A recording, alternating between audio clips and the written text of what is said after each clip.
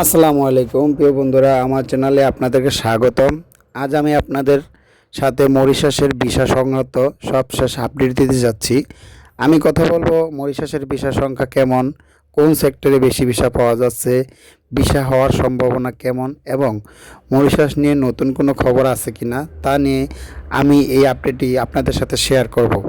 তাই ভিডিওটি সবার সাথে শেয়ার করুন, সবাইকে জানার সুযোগ করে দিন এবং আমার পেজটি ফলো এবং চ্যানেলটি সাবস্ক্রাইব করুন।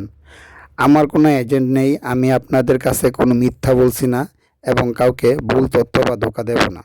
আমি সবসময় সত্য বলার চেষ্টা করব। তো চলুন শুরু করা যাক। আপনারা সবাই জানেন কিছুদিন আগেও বাংলাদেশি নাগরিকদের জন্য মরিশাসের ভিসা সেক্টর উন্মুক্ত করা হয়েছে, কিন্তু ৩-৪ বছর আগে বাংলাদেশিদের জন্য ভিসা বন্ধ ছিল।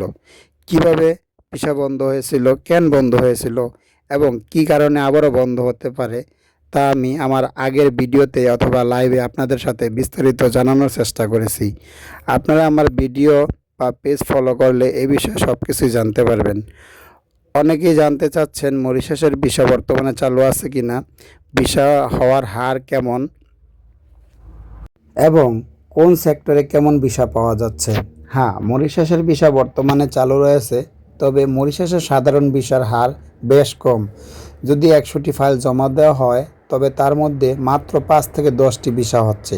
তবে কিছু কিছু সেক্টরে ভিসার অবস্থা বেশ ভালো, যেমন বেকারি সেক্টরে ভিসা হওয়ার সুযোগ অনেক বেশি। আপনারা যদি কোনো ছোট এজেন্সির মাধ্যমেও বেকারি সেক্টরের জন্য আবেদন করতে পারেন তবে ভিসা পাওয়ার জন্য সম্ভাবনা অনেক বেশি থাকবে। বেকারি সেক্টরের কাজের পরিমাণ এবং ভিসার সুযোগ কেমন তা নিয়ে আমার পেজে বা চ্যানেলে ২টি ভিডিও দেওয়া আছে, আপনারা সেগুলো দেখে নিতে পারেন। সেখানে কাজের ধরন এবং ভিসার বিস্তারিত তথ্য পেয়ে যাবেন। অন্যান্য সেক্টরগুলোর ক্ষেত্রে ভিসা হওয়ার সুযোগ খুবই কম। ১০০ জন মানুষ আবেদন করলে সেখানে ৫ থেকে ১০ জন ভিসা পাচ্ছেন, বাকিদের ভিসা হচ্ছে না, কারণ সেখানে সঠিকভাবে কাজ করার সক্ষমতা থাকতে হয়। আপনি ছোট এজেন্সির মাধ্যমে আবেদন করলেও ভিসা হতে পারে, আবার বড় এজেন্সির মাধ্যমে আবেদন করলেও ভিসা হতে পারে। সাধারণভাবে মরিশাসে ভিসা হওয়ার হার ১০ থেকে ১৫%, কিন্তু বেকারি সেক্টরের ক্ষেত্রে এই সফলতার হার অনেক ভালো।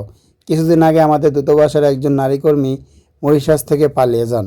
সরকার তাকে মরিশাস থেকে এভাবে পালিয়ে যেতে নিষেধ করেছিল। সরকার বারবার তাকে সতর্ক করার পরও কিছুদিন আগে তিনি সেখান থেকে পালিয়ে যান।